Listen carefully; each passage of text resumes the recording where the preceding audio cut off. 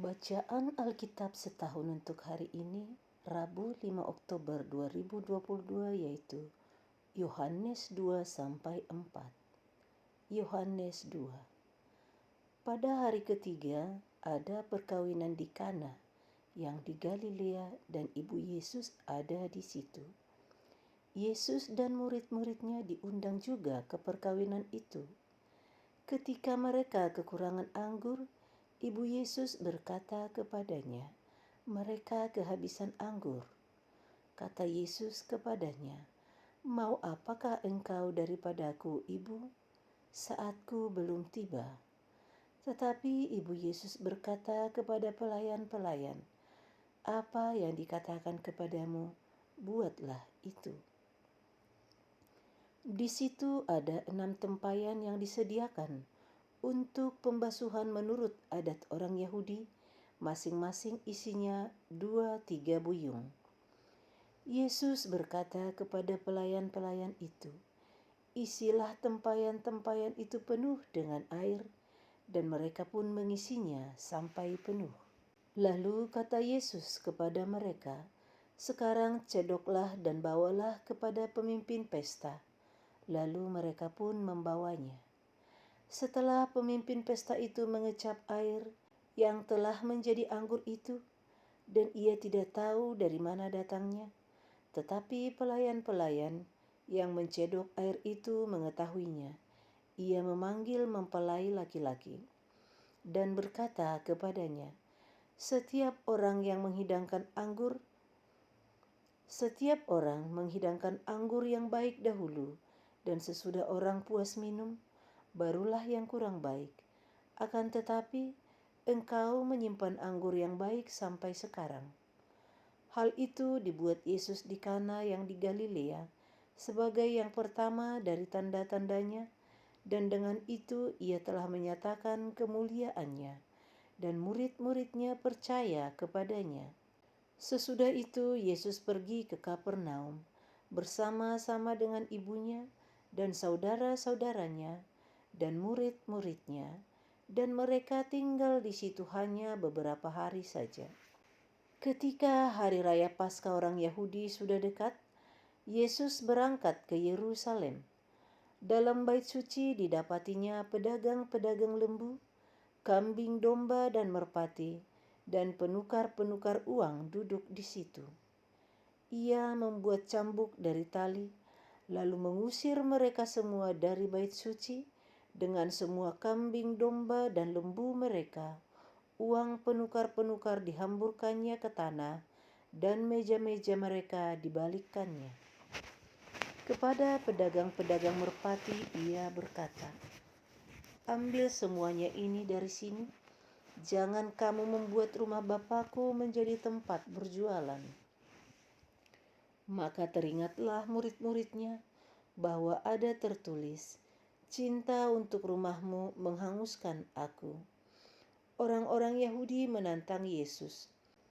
Katanya, "Tanda apakah dapat engkau tunjukkan kepada kami bahwa engkau berhak bertindak demikian?"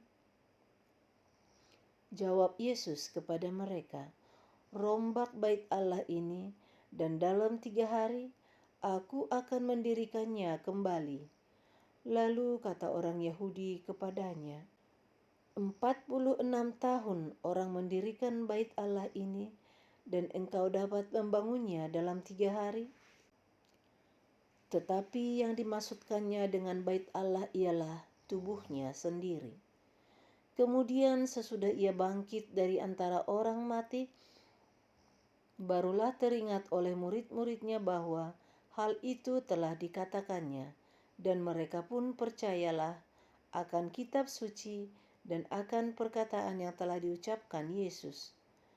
Dan sementara ia di Yerusalem selama hari raya Paskah, banyak orang percaya dalam namanya, karena mereka telah melihat tanda-tanda yang diadakannya.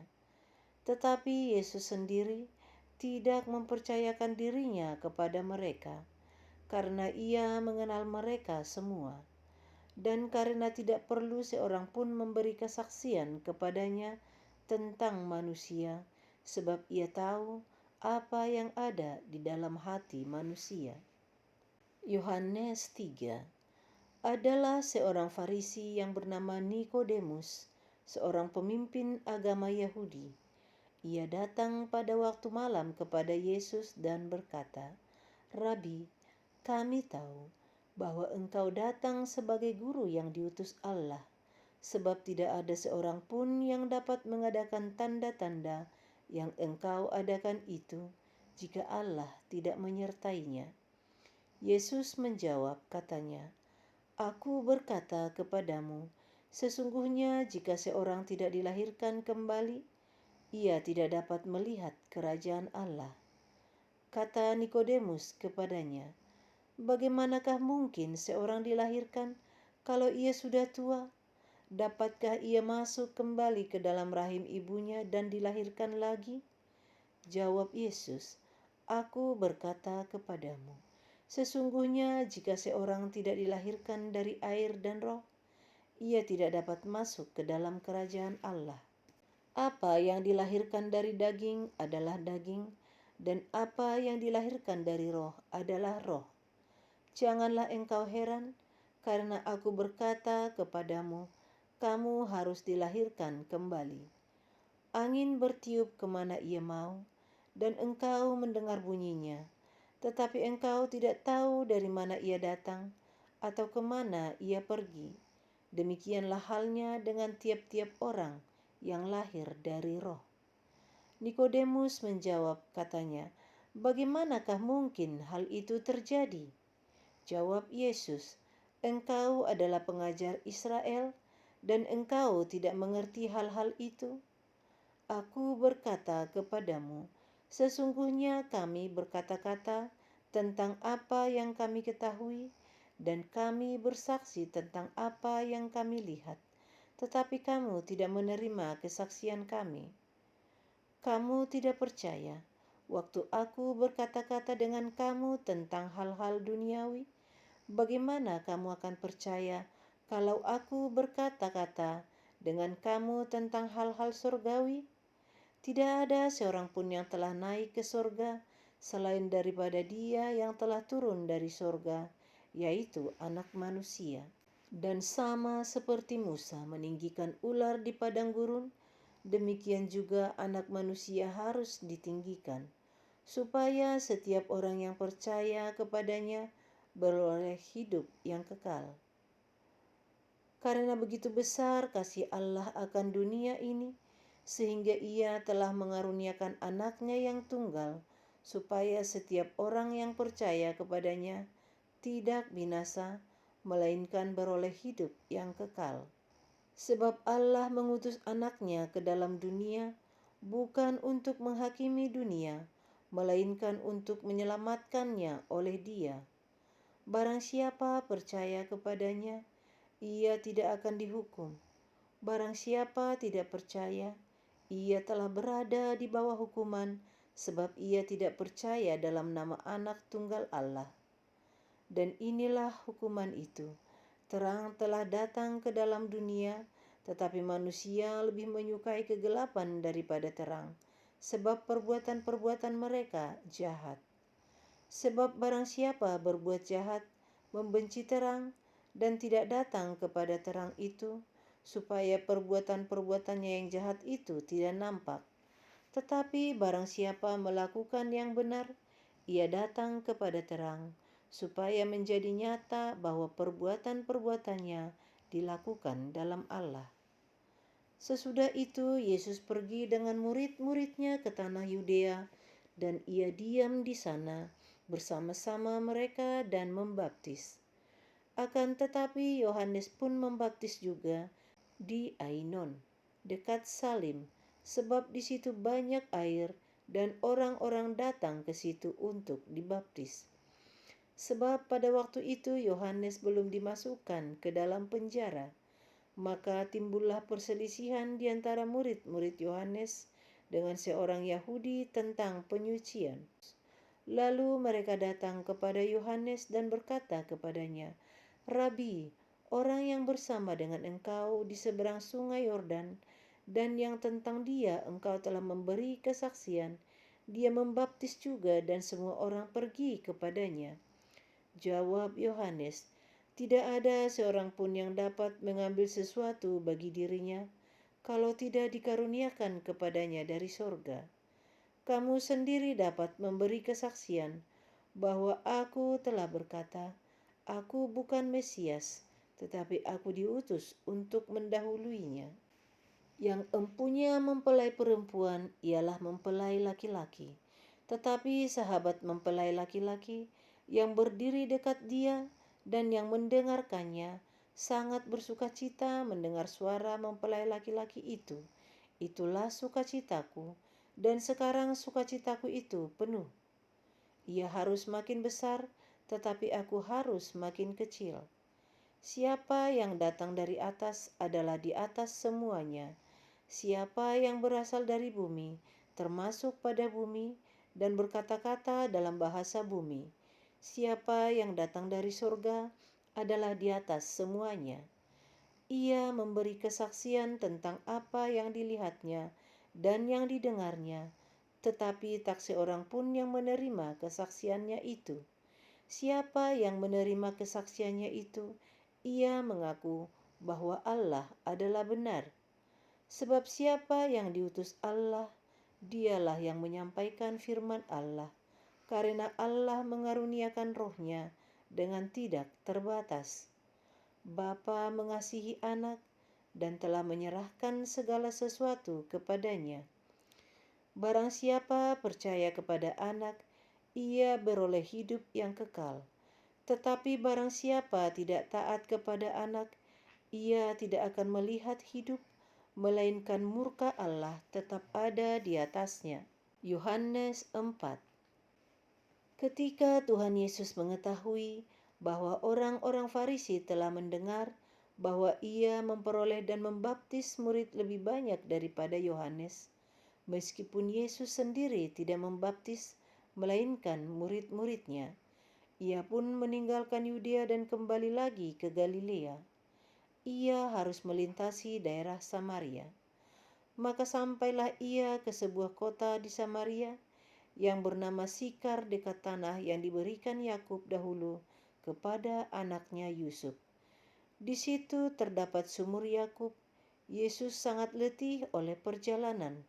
Karena itu, ia duduk di pinggir sumur itu. Hari kira-kira pukul 12. Maka datanglah seorang perempuan Samaria hendak menimba air. Kata Yesus kepadanya, "Berilah aku minum." Sebab murid-muridnya telah pergi ke kota membeli makanan. Maka kata perempuan Samaria itu kepadanya, "Masakan engkau seorang Yahudi minta minum kepadaku seorang Samaria? Sebab orang Yahudi tidak bergaul dengan orang Samaria." Jawab Yesus kepadanya, "Jikalau engkau tahu tentang karunia Allah, dan siapakah dia yang berkata kepadamu, 'Berilah aku minum,' niscaya engkau telah meminta kepadanya, dan ia telah memberikan kepadamu air hidup." Kata perempuan itu kepadanya, "Tuhan, engkau tidak punya timba, dan sumur ini amat dalam. Dari manakah engkau memperoleh air hidup itu? Adakah engkau lebih besar daripada bapa kami Yakub, yang memberikan sumur ini kepada kami, dan yang telah minum sendiri dari dalamnya, ia serta anak-anaknya dan ternaknya?" Jawab Yesus kepadanya, "Barang siapa minum air ini, ia akan haus lagi. Tetapi barang siapa minum air yang akan kuberikan kepadanya, ia tidak akan haus untuk selama-lamanya. Sebaliknya air yang akan kuberikan kepadanya akan menjadi mata air di dalam dirinya, yang terus-menerus memancar sampai kepada hidup yang kekal." Kata perempuan itu kepadanya, "Tuhan, berikanlah aku air itu, supaya aku tidak haus dan tidak usah datang lagi ke sini untuk menimba air." Kata Yesus kepadanya, "Pergilah, panggillah suamimu dan datang ke sini." Kata perempuan itu, "Aku tidak mempunyai suami." Kata Yesus kepadanya, "Tepat katamu, bahwa engkau tidak mempunyai suami. Sebab engkau sudah mempunyai 5 suami, dan yang ada sekarang padamu bukanlah suamimu. Dalam hal ini engkau berkata benar." Kata perempuan itu kepadanya, "Tuhan, nyata sekarang padaku bahwa engkau seorang nabi. Nenek moyang kami menyembah di atas gunung ini, tetapi kamu katakan bahwa Yerusalemlah tempat orang menyembah." Kata Yesus kepadanya, "Percayalah kepadaku, hai perempuan, saatnya akan tiba bahwa kamu akan menyembah Bapa bukan di gunung ini dan bukan juga di Yerusalem. Kamu menyembah apa yang tidak kamu kenal. Kami menyembah apa yang kami kenal, sebab keselamatan datang dari bangsa Yahudi. Tetapi saatnya akan datang dan sudah tiba sekarang, bahwa penyembah-penyembah benar akan menyembah Bapa dalam roh dan kebenaran. Sebab Bapa menghendaki penyembah-penyembah demikian. Allah itu roh, dan barang siapa menyembah Dia harus menyembahnya dalam roh dan kebenaran." Jawab perempuan itu kepadanya, "Aku tahu bahwa Mesias akan datang, yang disebut juga Kristus. Apabila Ia datang, Ia akan memberitakan segala sesuatu kepada kami." Kata Yesus kepadanya, "Akulah Dia yang sedang berkata-kata dengan engkau." Pada waktu itu datanglah murid-muridnya dan mereka heran bahwa Ia sedang bercakap-cakap dengan seorang perempuan. Tetapi tidak seorang pun yang berkata, "Apa yang engkau kehendaki?" atau "Apa yang engkau percakapkan dengan dia?" Maka perempuan itu meninggalkan tempayannya di situ, lalu pergi ke kota dan berkata kepada orang-orang yang di situ, "Mari lihat, di sana ada seorang yang mengatakan kepadaku segala sesuatu yang telah kuperbuat. Mungkinkah dia Kristus itu?" Maka mereka pun pergi keluar kota, lalu datang kepada Yesus. Sementara itu, murid-muridnya mengajak Dia. Katanya, "Rabi, makanlah." Akan tetapi Ia berkata kepada mereka, "Padaku ada makanan yang tidak kamu kenal." Maka murid-murid itu berkata seorang kepada yang lain, "Adakah orang yang telah membawa sesuatu kepadanya untuk dimakan?" Kata Yesus kepada mereka, "Makananku ialah melakukan kehendak Dia yang mengutus aku dan menyelesaikan pekerjaannya. Bukankah kamu mengatakan, 4 bulan lagi tibalah musim menuai? Tetapi aku berkata kepadamu, lihatlah sekelilingmu dan pandanglah ladang-ladang yang sudah menguning dan matang untuk dituai. Sekarang juga penuai telah menerima upahnya, dan ia mengumpulkan buah untuk hidup yang kekal, sehingga penabur dan penuai sama-sama bersukacita. Sebab dalam hal ini benarlah peribahasa, yang seorang menabur dan yang lain menuai. Aku mengutus kamu untuk menuai apa yang tidak kamu usahakan. Orang-orang lain berusaha dan kamu datang memetik hasil usaha mereka." Dan banyak orang Samaria dari kota itu telah menjadi percaya kepadanya karena perkataan perempuan itu yang bersaksi, "Ia mengatakan kepadaku segala sesuatu yang telah kuperbuat."